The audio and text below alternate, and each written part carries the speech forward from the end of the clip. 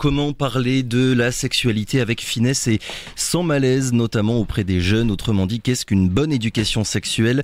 À l'heure où une très grande majorité des mineurs sont exposés à des images pornographiques, parfois dès l'âge de 10 ans, et où le sujet reste bien souvent tabou dans les familles, beaucoup de jeunes se forment ou se malforment seuls sur Internet. Car, et c'est ce que révélait il y a quelques mois un avis du Conseil économique, social et environnemental, moins de 15% des élèves bénéficient aujourd'hui d'une éducation à la vie affective, relationnelle et sexuelle. Il ne s'agit donc pas d'encourager telle ou telle pratique, mais de communiquer aux enfants des informations pour leur permettre de prendre du recul sur ce qu'ils ont vu, lu ou entendu quelque part. Comment inclure donc les enfants et les adolescents dans cette discussion essentielle? Pour en parler, deux invités ce matin. Jocelyn Lachance, bonjour. Bonjour. Vous êtes sociologue, chargé de recherche à l'Institut de travail social Pierre Bourdieu et chercheur associé au laboratoire Minéa en Guyane, et vous êtes avec Thomas Romer. Bonjour également. Bonjour. Directeur de l'Observatoire de la parentalité numérique. Merci à tous les deux d'avoir accepté notre invitation. Vous avez donné hier une conférence à l'Université de Guyane sur la vie affective et sexuelle des jeunes. C'est un vaste sujet qui touche à beaucoup de choses, donc on va essayer d'être synthétique ce matin. Déjà, Jocelyn Lachance, on va poser les termes. La vie affective et sexuelle des jeunes, c'est quoi? Je vous pose la question parce que j'ai l'impression que c'est autant le sexe que les sentiments, le corps qui change, que les relations amoureuses. Quand vous prenez la parole là-dessus, vous parlez de quoi finalement? Tout à fait, vous avez bien raison d'en parler. De quoi on parle déjà? On parle de quelque chose de beaucoup plus global. On parle de comment on devient adulte, tout simplement, au 21e siècle, d'emblée. Donc, ça s'inscrit dans une logique d'identité beaucoup plus large, c'est-à-dire tous vos auditeurs sont devenus adultes, a priori. On n'est pas devenu adulte de la même façon. Et aujourd'hui, qu'est-ce qu'on voit? On devient adulte dans un contexte un peu particulier. Non seulement les jeunes sont dans des incertitudes, ils ont beaucoup de modèles autour d'eux, et ils ont des choix à faire difficiles. Et en plus, se rajoute à ça la société connectée, les pratiques numériques, des sources diversifiées d'informations, des possibilités de s'exposer. Et donc, quand on parle de vie sexuelle et affective, on parle de cet ensemble global de la place de la relation à l'autre, à l'altérité, mais aussi dans un contexte de devenir adulte beaucoup plus large dans un monde connecté. Je pense que c'est tout ça qu'on essaie de mieux comprendre. Et pour le faire, vous l'avez évoqué, rien de mieux que de passer par la parole des jeunes et leur vécu. Thomas Romer, vous partagez cette définition et cette approche? Oui, complètement. Et puis nous qui allons beaucoup à l'Open, à la rencontre des adultes, c'est vrai que le constat qu'on fait, un petit peu triste parfois, c'est les difficultés que les jeunes ont à trouver des adultes qui sont en capacité de répondre à leurs questions. Et c'est normal à une période souvent où moi, ce que j'appelle on est des volcans hormonaux sur pattes. On l'a tous été, on l'a oublié, mais on l'a tous été d'avoir des questions sur un corps qui change, une attirance pour l'une, pour l'un, et tout ça malheureusement est souvent pas suffisamment entendu, accompagné par les adultes. Alors bien sûr, il faut respecter la capacité de chacun à le faire, et moi je pars toujours du principe qu'il vaut mieux pas faire que mal faire, surtout sur les sujets de sexualité, mais à minima essayer de trouver des ressources pour ces enfants ou orienter vers des personnes de confiance pour pouvoir tout simplement répondre à des questions qui sont légitimes et qu'on s'est toutes et tous poser un jour. On va revenir évidemment sur ce point-là qui est essentiel. Thomas Romer, déjà j'aimerais qu'on revienne sur votre observatoire, puisque je rappelle votre fonction, directeur de l'Observatoire de la parentalité numérique. C'est quoi exactement? Qu'est-ce que vous faites? Alors, c'est une association qui existe depuis 8 ans en France et qui est partie du principe qu'aujourd'hui, sur tout ce qui touche aux pratiques numériques et à l'omniprésence du numérique dans la vie des enfants et des adolescents, il y avait vraisemblablement des enjeux éducatifs très importants qui n'avaient pas été identifiés ou pas solutionnés. On le voit très bien au niveau national depuis longtemps, et même ça dépasse les frontières. On sent quand même que le numérique bouscule, vient remettre en question la place de l'adulte, et que les adultes, face à ça, sont souvent tentés d'engendrer une forme de panique morale par rapport aux outils. On a de cesse de faire porter tous les maux de notre société aux réseaux sociaux, qui ont besoin d'être régulés, c'est une certitude, et on ne le fait pas assez. Pour autant, c'est souvent le reflet aussi de choses qui se passent dans la société. Et donc, il y a des enjeux là-dessus très importants dans le fait de questionner la posture des adultes et également de permettre de remettre de l'éducatif, en fait. Nous, c'est vraiment notre ADN, c'est-à-dire on part toujours de recherche, d'études que nous menons ou dont on s'inspire pour essayer de venir sur tout un tas de sujets qu'on a identifiés comme étant inquiétants, préoccupants, sur lesquels les adultes ont de la peine à trouver des réponses, pour essayer justement de questionner cette place de l'adulte dans un monde qui se numérise, qui se digitalise et qui vient mettre à mal des choses préalablement établies qui fonctionnaient pas si mal avant, mais sans tomber dans le piège de se dire c'est la faute des outils. Parce que derrière des outils, il y a toujours des êtres humains, donc tout dépend ce qu'on en fait. Et la place de l'adulte est donc essentielle. Jocelyn Lachance, là-dessus, c'est impossible d'aborder, de parler intelligemment de sexualité sans regarder en face le fait qu'aujourd'hui, pas tout, mais une grande partie de comportements et de pratiques se passe sur Internet et via les outils numériques. Tout à fait, on vit dans un monde connecté. Les informations, on prend juste cet exemple, on s'informe de quelle façon, on recoupe des sources diversifiées et les parents, les adultes en façon générale, deviennent une source d'information parmi d'autres. Donc ça, c'est une réalité. Après, quand on dit qu'on s'intéresse à la parole des jeunes, c'est pourquoi? C'est parce que l'expérience de recherche nous montre quoi? C'est qu'on a toujours des surprises. Quand on rencontre des jeunes dans les entretiens, qu'on réussit à parler avec eux, de les mettre un peu à l'aise et d'échanger, on se rend compte que ça nous renvoie à une posture d'humilité. C'est-à-dire que même quand on travaille dans ce domaine depuis des années, qu'on est chercheur depuis des années, on pense savoir et on se rend compte que les jeunes donnent du sens à des pratiques qu'on n'imaginait pas. Et ça, je trouve que c'est important de s'en souvenir parce que on peut voir des comportements, on peut plaquer, nos interprétations et être dans l'erreur.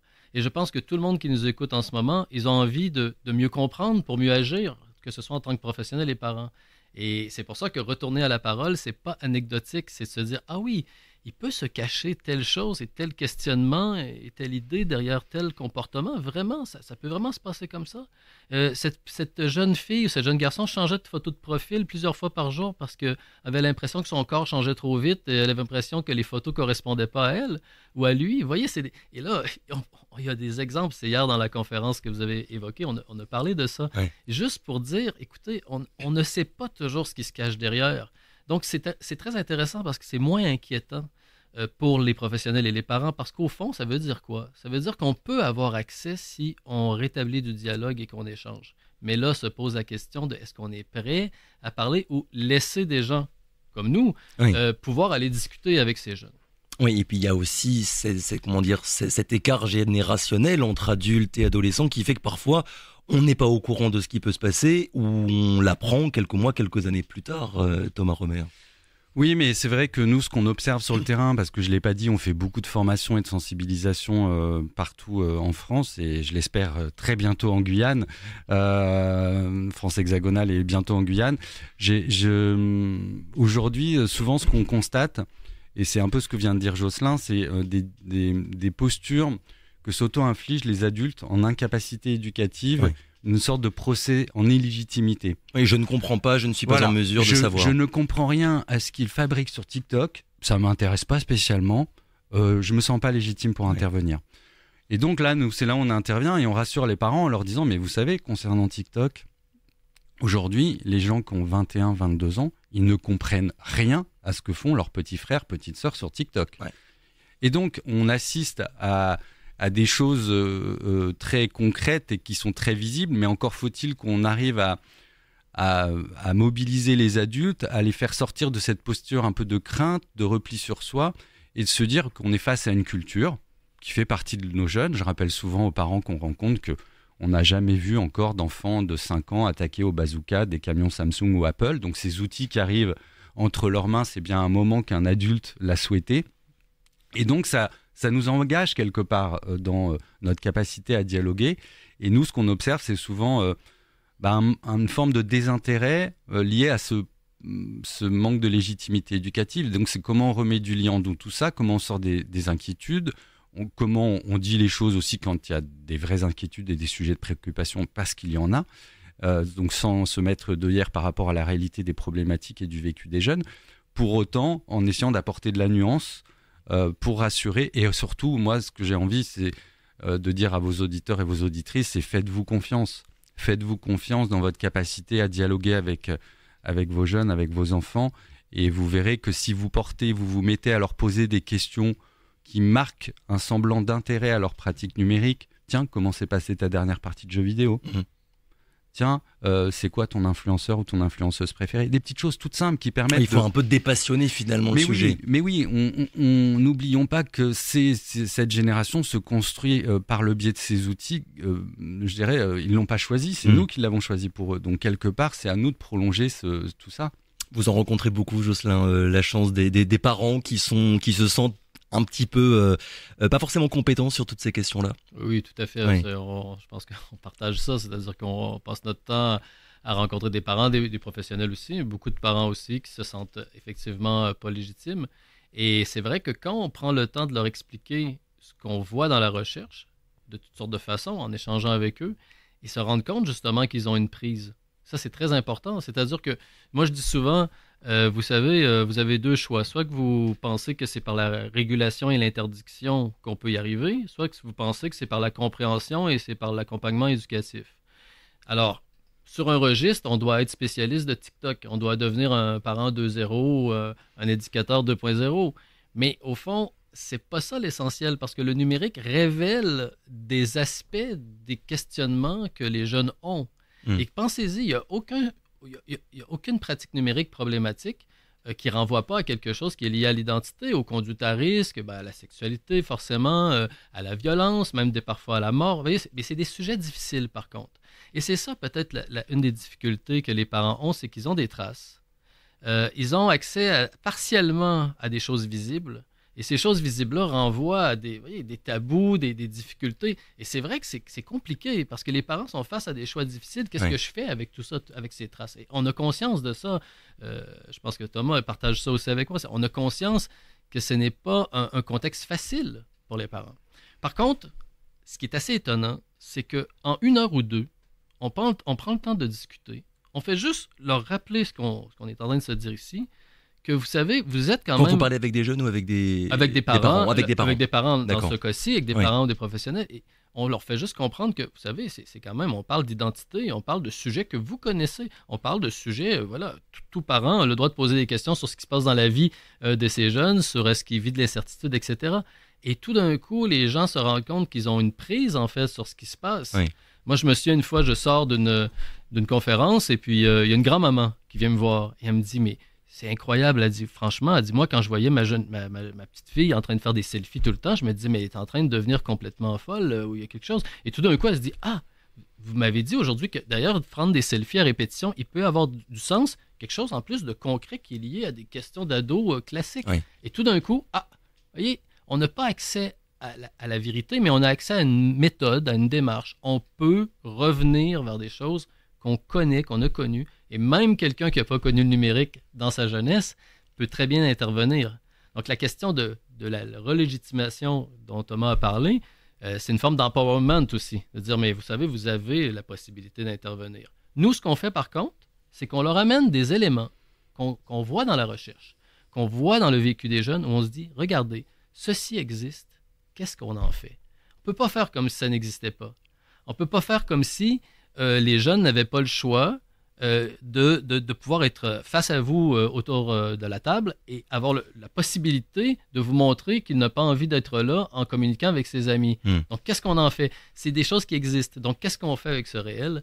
C'est plus comme ça qu'on va travailler. Alors, débloquer la discussion, on va dire surtout ces nouveaux comportements numériques, très bien. Après, il y a celle, évidemment, qui va inclure toutes les questions qui touchent à la sexualité. Et là, évidemment, on pense tous à la pornographie. Est-ce qu'aujourd'hui, Thomas Romer, est-ce qu'aujourd'hui, c'est le porno qui fait figure, en fait, de première porte d'entrée aux enfants pour découvrir la sexualité et apprendre des choses sur un sujet qu'on ignore forcément, vu qu'on est un enfant? C'est vrai que depuis 2006, c'est-à-dire on l'oublie, ça fait 2006, ça fait donc 19 ans qu'un site comme YouPorn existe. Oui. Ça a été une révolution. Avant, la pornographie, elle était accessible sur des endroits assez protégés. Aux adultes, majoritairement. Voilà, les chaînes cryptées, les sex shops et les magazines spécialisés.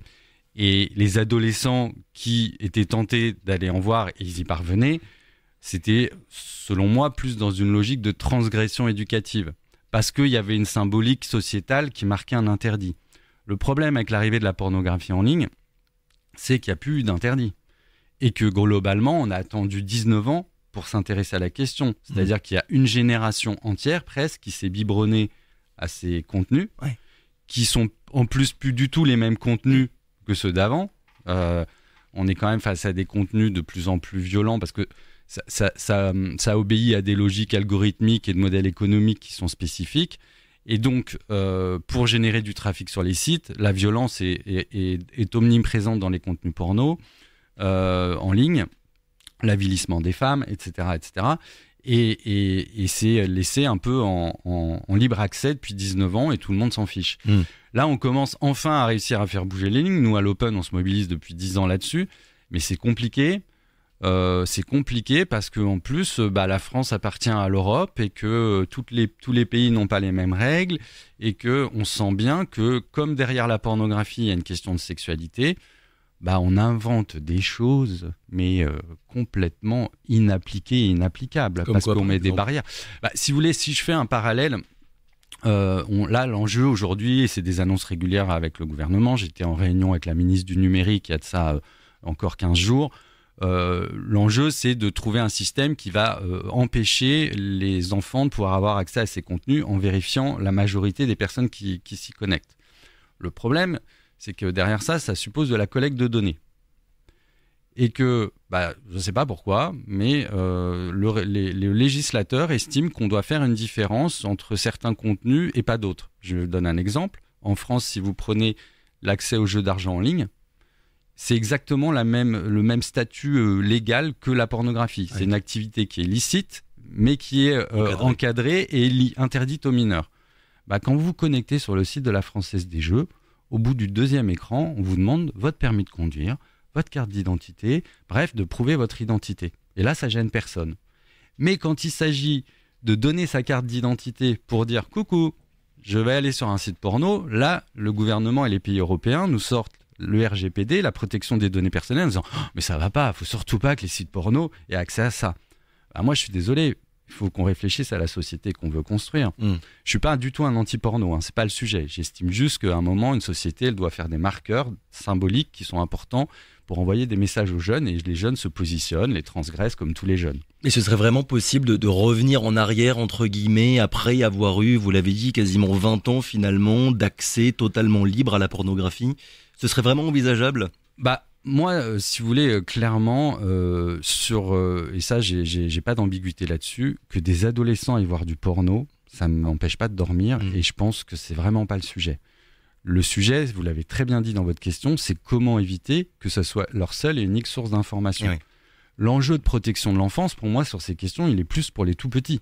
Parce qu'aujourd'hui, on voit des tout-petits qui ont accès qui prennent le smartphone ou la tablette de papa et maman, qui sont sur YouTube, qui sont dans le monde de Nemo et qui, en un clic, sont dans le monde de Rocco. Vous voyez ce que je veux dire ? Donc, du coup, c'est comment on protège les tout-petits de ça, parce que, et on en revient à des questions d'éducation numérique, et pour les ados, c'est comment on construit et on offre un contre-discours pour déconstruire ces images et éviter que le porno devienne un tuto. Jocelyn Lachance là-dessus sur la pornographie. J'ai lu que d'après vous, je vous cite, l'enjeu réside dans la capacité des ados à mettre en perspective les différentes sources d'informations, de mettre à distance les représentations pornographiques et de déconstruire ces images et ce qu'elles véhiculent. Est-ce que vous pourriez revenir là-dessus et finalement compléter ce que Thomas Romer vient de dire depuis tout à l'heure? Thomas a déjà commencé à en discuter. C'est qu'on voit actuellement qu'il y a une grande inégalité entre les différents jeunes. C'est surtout ça en fait, c'est que lorsqu'il n'y a pas de parole adulte, on se rend compte qu'il y a une inégalité parce que la norme, c'est que les jeunes vont mettre en perspective ce qu'ils vont voir sur les sites pornographiques. Donc, concrètement, ça veut dire quoi? Ça veut dire qu'on voit dans les entretiens que les jeunes vont dire oui, mais il y a ça, mais il y a quand même un enseignant qui en a parlé parfois, et il y a parfois un influenceur que j'aime bien. Et puis, moi, j'ai de la chance, j'ai un oncle qui je peux poser des vraies questions. Et puis, j'ai un ami, il est un peu plus grand, un peu plus âgé. Lui, il l'a fait. Et donc, il me dit que c'est pas exactement la réalité. Oui. Et donc, quand on voit la constellation des sources d'information, on se rend compte qu'il y a des capacités à mettre à distance les images. Alors, qu'est-ce qui se passe? C'est qu'il y a des inégalités parce qu'on comprend qu'il y a des jeunes qui sont dans des milieux ou qui ont des moments où ils n'ont pas accès, en fait, à cette mise en perspective. Avant que je fasse de la recherche, j'ai été aussi intervenant. À un moment donné, je travaillais dans un centre d'écoute écoute téléphonique. Ça va donner une idée à vos auditeurs. Et vous savez, les jeunes, ils vous appellent pour Pour la petite anecdote, souvent dans ce genre de dispositif, les jeunes vous appellent, ils vous insultent, ils raccrochent, ils font ça 3 fois et après ils vous posent une question choc. Ouais. Voilà, donc ils testent le lien et puis un jeune, il me dit à un moment donné, il dit oui, mais il dit est-ce que la pornographie c'est vrai? Là, je dis bon, c'est quand même une question difficile quand même. Et là, je lui dis écoute, est-ce que tu vas au cinéma? Je dis, oui, qu'est-ce que tu aimes comme film? Il me dit j'aime bien les films d'action et les films d'horreur. Et je lui dis est-ce que c'est vrai? Il me dit, des choses vraies, mais quand même, en général, c'est pas très vrai. Ouais. Je dis, ben voilà.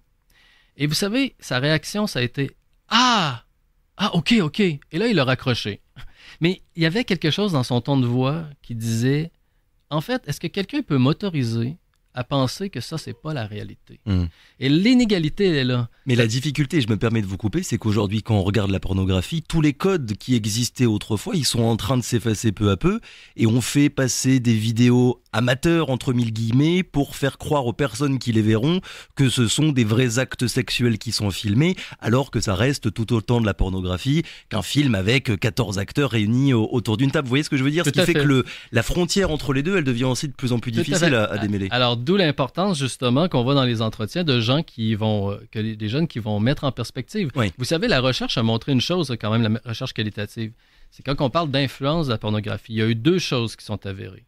La première, c'est le changement par rapport, j'ai envie de dire, à l'hygiène corporelle, par exemple à l'épilation. Ça, c'est quelque chose qui ressort, c'est-à-dire qu'il y a des jeunes de 20 ans qui reconnaissent, selon eux, que ça a eu une influence sur leur façon de s'épiler, par exemple. Et l'autre chose qui a été reconnue, c'est de se replier dans les premières expériences intimes sur les scripts, c'est-à-dire sur les modèles un peu stéréotypés des étapes des relations sexuelles. Donc tant de positions sexuelles à peu près, c'est ça, ouais, voilà. De singer en fait ce qu'on a vu dans une vidéo. Mais ce qui est intéressant, c'est qu'est-ce qu'ils nous disent? Ils nous disent oui, mais on est jeunes, on était dans l'incertitude, on ne sait pas comment faire, et donc on avait un modèle. Mais la norme, attention, c'est de s'en émanciper par la suite. C'est-à-dire que les jeunes disent oui, mais ça c'était dans les premières expériences, et ensuite il y a eu des changements, des expérimentations. Et ça c'est important parce que en fait, quand on se pose la question de l'impact, il faut être très prudent parce que la norme, c'est quand même de recouper ses sources. Alors, là, vous comprenez l'importance d'avoir une parole adulte, une possibilité, parce que là, ça veut dire qu'on met les jeunes dans une inégalité. C'est-à-dire ceux qui ont déjà des ressources s'en sortent mieux, et comme d'habitude, ceux qui ne l'ont pas, ceux avec qui on tait le sujet, alors là, ils sont dans l'inégalité. Thomas Romer, est-ce qu'on ne paye pas finalement nos difficultés collectives à parler de sexualité sur ce sujet-là? Dès qu'il y a un tabou, dès qu'on sent une gêne, quand on est un enfant, et en fait on va se débrouiller un petit peu comme on peut. La priorité c'est quoi? Déjà de ne pas esquiver les questions qui touchent d'une manière ou d'une autre à la sexualité. Alors moi je rejoins votre analyse, bien sûr que c'est un enjeu, mais sur le moyen d'atteindre l'objectif, moi je suis beaucoup plus humble et respectueux de chacun, de chacune. Je pars toujours du principe, une fois encore, comme je l'ai dit tout à l'heure, il vaut mieux pas faire que mal faire. Pour autant, c'est vrai que aujourd'hui, la réalité, alors ça peut faire peur, mais c'est une triste réalité, 100% des gamins vont être exposés à la pornographie en ligne. 100%. Ouais. Que ce soit en la cherchant, en tombant par inadvertance, ou parce qu'entre copains, on s'en montre, parce que ça devient un rituel de « tiens, je suis un grand maintenant, j'ai une image porno sur mon téléphone ». Bref. Tout ça va faire que 100% des enfants vont y avoir accès. Alors, concernant les tout petits, l'enjeu, il est de les préparer à ça. Parce que pour le coup, les psychologues avec lesquels on travaille sont tous très clairs. Ces images, quand elles surviennent et qu'un jeune enfant ne les a pas souhaitées, ça crée vraiment une effraction dans son cerveau. Il ne comprend pas ce qu'il voit, ça l'inquiète, ça l'angoisse. Et moi, je me souviens, à l'époque où j'allais voir des jeunes, je me souviens d'une jeune fille qui était très très jeune en école primaire qui était venue me voir, qui m'avait dit mais je peux vous dire quelque chose? Oui, vas-y.